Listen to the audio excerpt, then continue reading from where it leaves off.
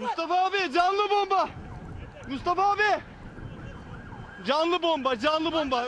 L'explosion a été extrêmement brutale. La foule, paniquée, quitte avec précipitation la place Sultanahmet d'Istanbul, où vient d'avoir lieu un attentat kamikaze.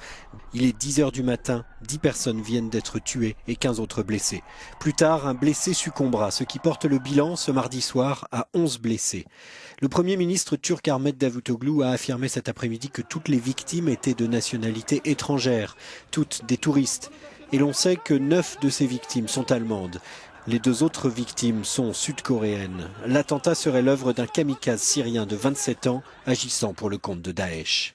L'explosion a eu lieu ce matin sur la place Sultanahmet, près de la mosquée bleue, dans le centre historique et touristique d'Istanbul. L'Allemagne a appelé ses ressortissants à éviter les lieux d'intérêt touristique. En Turquie, une réunion d'urgence du cabinet du Premier ministre Ahmet Davutoglu a été convoquée et les autorités turques ont décidé de la mise en place d'une interdiction totale faite aux médias de couvrir cet attentat au nom de la sécurité nationale.